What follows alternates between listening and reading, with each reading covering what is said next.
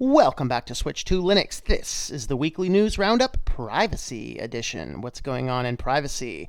Well, if you're using a VPN, you know that your privacy is not being invaded by your ISP, and so you can take a look at my affiliate link here for private internet access. You can connect multiple devices up to their network, and they actually do a very large amount of blocking ad networks as well.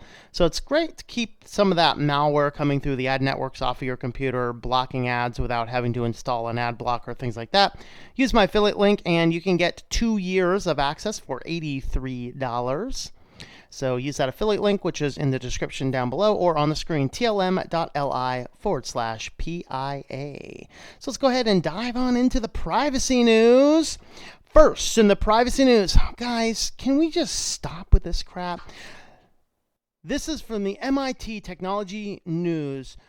Turn selfies into classical portraits with an AI that fuels deepfakes. Guys, do we have that short of a memory span that last week everyone out there and their brother was talking about FaceApp, and then FaceApp, it's stealing your data. It's uploading photos to a server. Oh, in Russia, no doubt, no. A week later, now we're turning another one. This one's from IBM and Watson. Here's a tip, guys. The guys in Russia didn't do much, but IBM helped the bad guys in World War II collect up some of the other guys and run them through some showers. I mean, this is the same company behind this, by the way, that actually was stealing all your Flickr photos to train AI.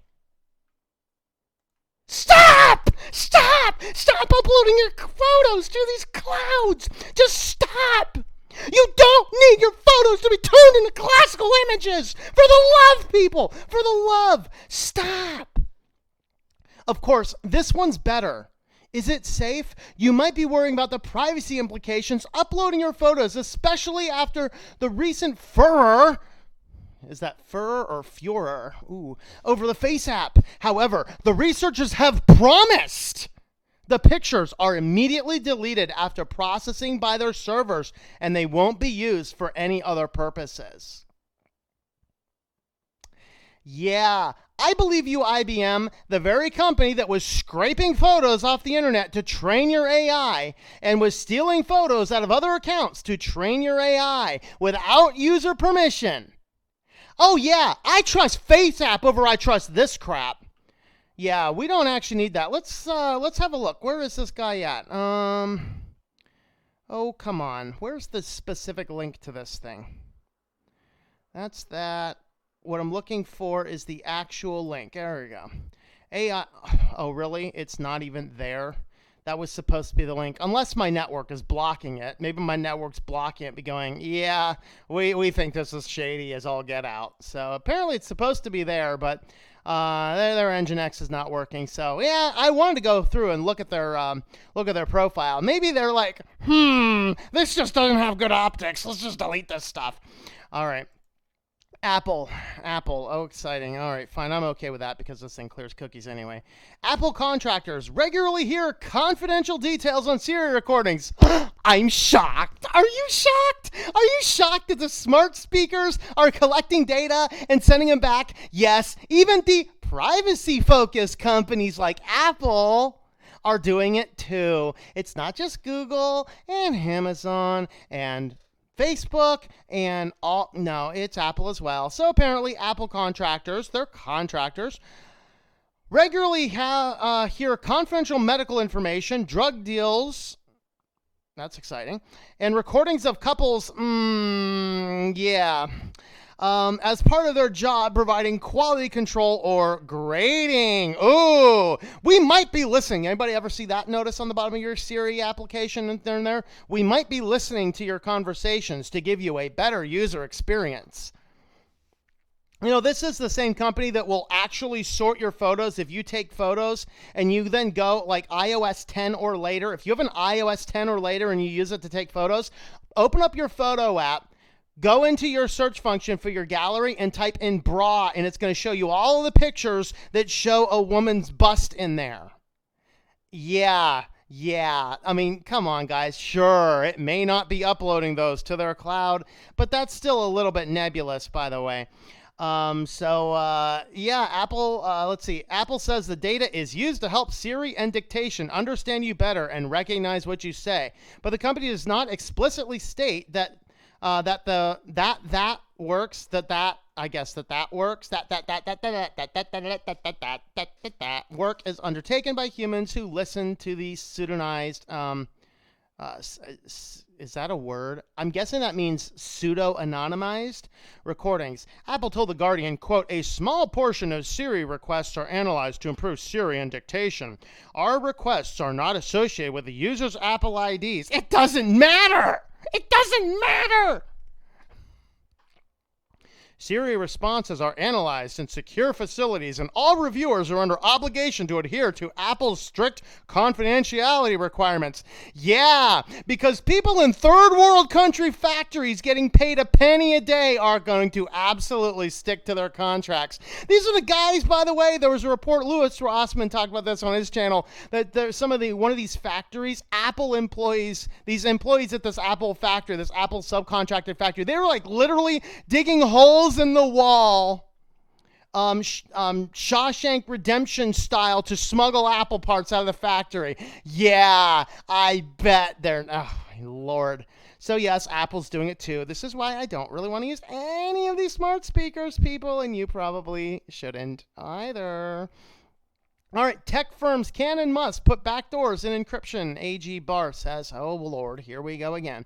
By the way, did you guys know at one point in time that encryption was actually, it did actually have backdoors and stuff? And then I think it was around the Clinton administration, I think, they shorted up. And now we're going back and they're readdressing the same old stories that they actually got into the devices. And actually, if they spent more time trying to get into the devices and less time trying to make a political hay out of the fact that they couldn't get into the devices without the company's help, they actually would have gotten the data that they needed sooner, but it didn't matter because all the people were dead anyway, and it didn't really matter. All right. This is yet another one of these cases where they're trying to figure out everything that they can possibly do to try and make encryption illegal. And so that's kind of what they're doing. And the fact of the matter is, I do not want to see any situation where any police officer can just get into my encryption. How do I know he's not going to get into my encryption, dump a bunch of illegal stuff there, and then go, ooh, we found illegal stuff? You guys see that police officer? I forget. Was that Florida? No, I don't think that was Florida. I forget where that police officer was this past week. He was, his body cam was turned off, and then surprisingly, he had this very high number of arrests for like meth addicts and stuff. And it turned out he was planting the evidence. He accidentally forgot to turn off his body camera at one point in time. They watched him planting evidence and ended up exonerating every one of his cases. But all of those cases, the people's lives were still ruined. I don't need backdoor governments getting into my stuff. And you don't need it either. This is yet another fight. Of course, I believe Australia just passed one requiring this. And, United States is coming down. They keep on trying. They keep on bringing. You know what we need in this country? We need something in this country that says if an attempt to pass a bill fails because it does not have popular vote, nobody can bring it in any way, shape, or form for 35 years. Because very clearly, this generation doesn't want it. Maybe that'd be a neat thing to do, right?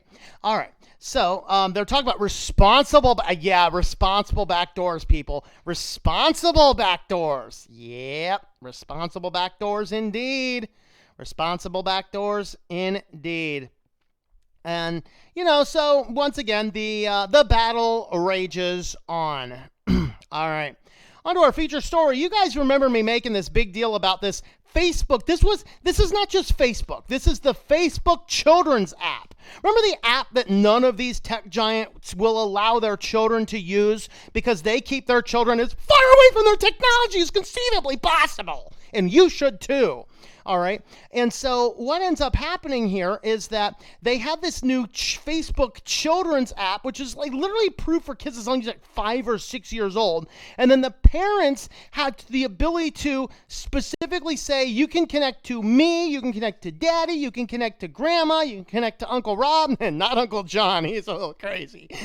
Okay? Well, it turned out that there was this little bug in this Facebook thing that anybody could be added to group chats, and so random strangers were showing up and talking to your little children. Hello, Johnny. Is your mommy home? She's not. Oh, little Johnny, let's talk a little bit. All right. And so they had this bug. Oh, they've notified some parents about a technical error, they said. Yeah, some technical error. Hi, parent. We found a technical error that allowed little Johnny's friend Bob to create a group with Johnny and one or more of Bob's parents' approved friends. We want you to know that we've turned off this group chat and are making sure that group chats like this won't be allowed in the future. If you have any questions about Messenger Kids and online safety, please visit our help center and Messenger Kids parental controls. We'd also appreciate your feedback. I got feedback for you people. Burn it with fire!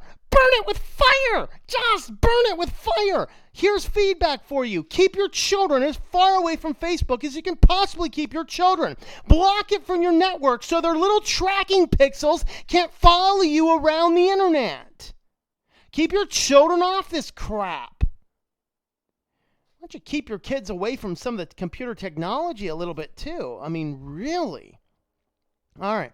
Facebook confirmed to The Verge that the message was authentic and said the alert had been sent to thousands of users in recent days. We recently notified some parents of Messenger Kids account users about a technical error we detected during a small number of group chats. Small number, code word, all of them!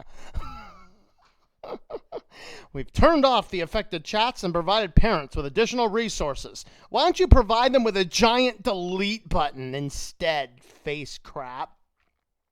Bug arose from the way Messenger Kids' unique permissions were applied in group chats. In a standard one-on-one chat, children can only initiate conversations with users who have been approved by the child's parents. But those permissions became more complex when applied to group chats because of multiple users were involved. Whoever launched the group chat could invite any user who is authorized to chat with them, even if that user wasn't authorized to chat with the other child in this group. As a result, thousands of children were left in chats with unauthorized users, a violation of the core promise of Messenger Kids. Facebook broke a promise! Are you shocked? Raise your hand. Oh, I got to put my hand down because I'm not shocked at all. Come on, guys, keep your children away from this crap.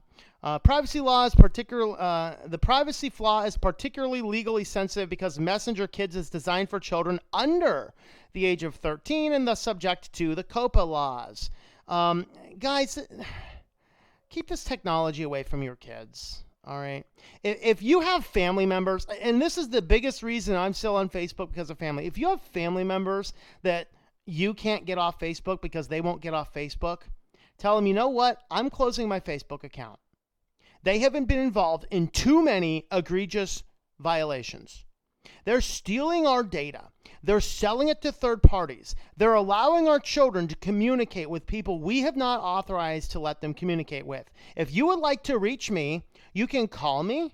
You can email me, you can text me, or, shocking, if you live in the town with me, you can swing on by. You want to see some photos? Sure, I'll email you some photos. Maybe I'll mail you some photos. Maybe we'll just find some better service that doesn't actually treat us like prostitutes, and we can use that instead. That's my answer for that kind of stuff. I don't care what the reason is. I'm not using Facebook-owned companies. Let me know what you guys think in the comments down below.